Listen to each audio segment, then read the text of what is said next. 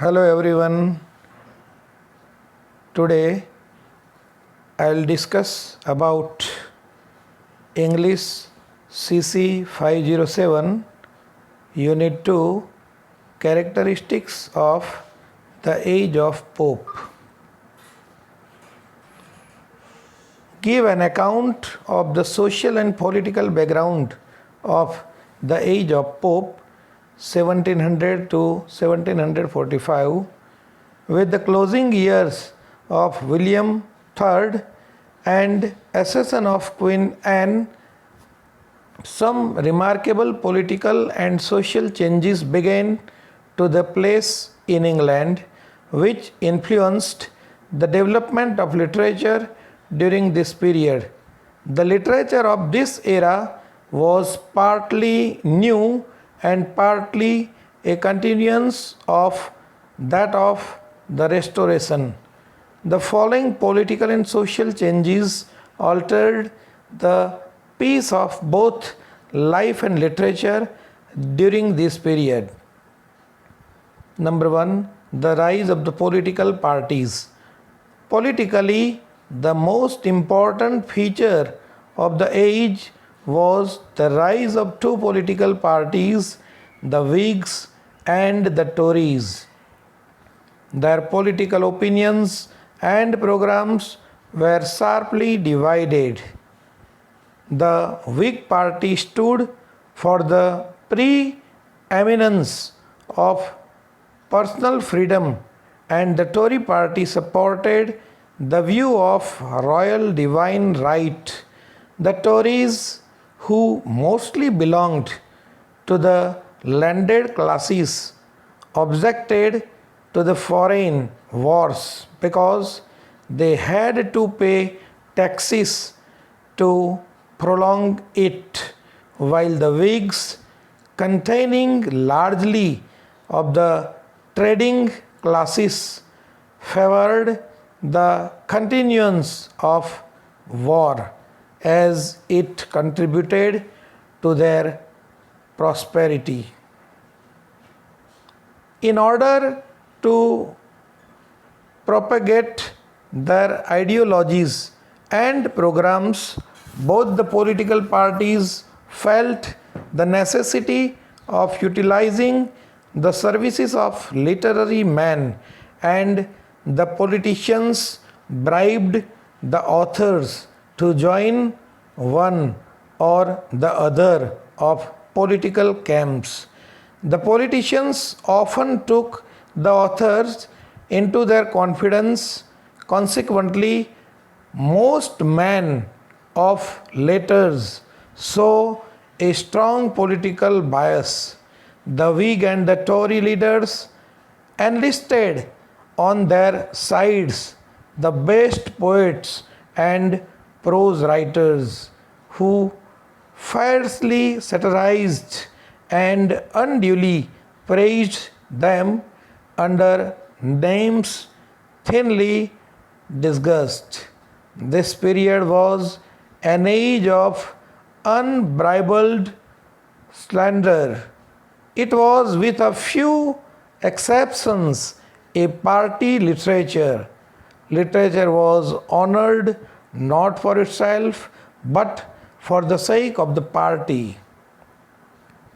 The politics of the period helped to make it an age of political pamphleteering, and the writers were only too willing to make the most of it.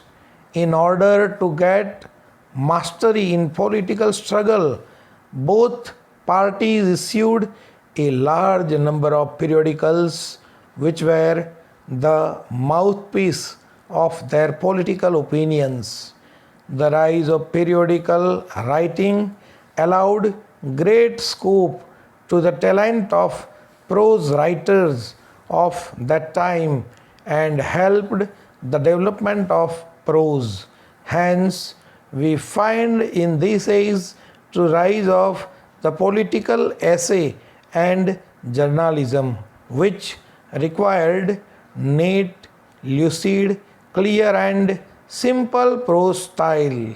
for the first time, the real prose style was evolved. In the words of Albert, it was the golden age of politic pamphleteering, and the writers made the most of it. Commenting on the characteristics and contribution of this literature, Stafford A. Brooke writes, being a party literature, it naturally came to study and it looks sharply into human character and into human life as seen in the real city. It debated subjects of literary and scientific inquiry and of philosophy with great ability but without depth. Criticism being so active, the form in which thought was expressed was now especially dwelt on, and the result was that the style of English prose became even more simple than in Dryden's hands, and English verse, leaving Dryden's power behind it, reached a neatness of expression as exquisite as it was artificial. At the same time, and for the same reasons, nature, passion, and imagination decayed in poetry. Number 2, clubs and coffee house. People began to take great interest in political activity, so there was a great addition to the number of political clubs and coffee houses, which became the center of fashionable and public life. These coffee houses were entirely dominated by the party. A Whig would never go to a Tory coffee house and vice versa. Swift once ironically declared that this party spirit infected even the cats and dogs. It was but natural that it should infect literature also. John Dennis says, Brooke were seldom judged on their merits, the praise or blame being generally awarded according to the political principle of their authors. The coffee houses were the popular haunts of prominent writers, and they figure prominently in the writings of the day. The coffee house gave rise to purely literary associations such as the famous Scribblers and Kit Kat clubs. In the first number of the Tatler, Stell announced as a matter of course that the activities of his new journal will be based upon the clubs. All accounts of gallantry, pleasure, and entertainment shall be under the article of White's Chocolate House, poetry under that of Will's Coffee House, learning under the title of the Grecian Foreign, and domestic news you will have from St.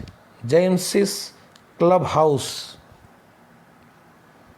The discussions in coffee houses took place in polished, urban, elegant, easy and lucid style. So they led to a polishing of men's words and manners and elegance, and good form came to be highly valued.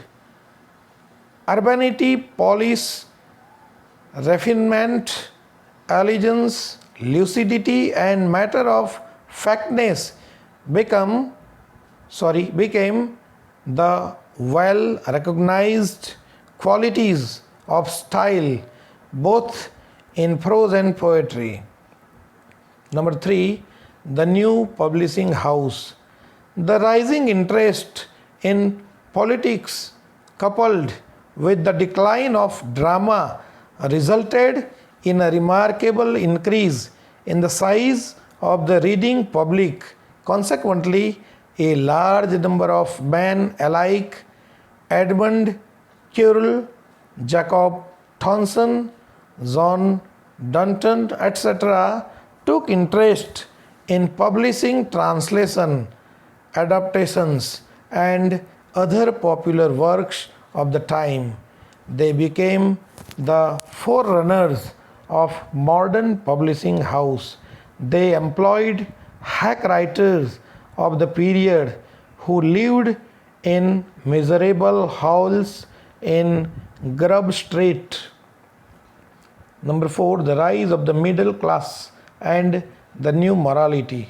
What distinguishes this period is the emergence of a powerful middle class which was associated with the nobility in the exercise of power and political influence and directed culture. It was a period of comfortable aristocratic rule in which the middle classes, especially the rich merchant class, cooperated with the aristocratic rulers. The predominance of the middle class made it an age of tolerance, moderation, and common sense, which in cultured circles at least sought to refine manners and introduce into life and rule of sweet reasonableness. The church also pursued a middle way, and religious life was free from strife and fanaticism.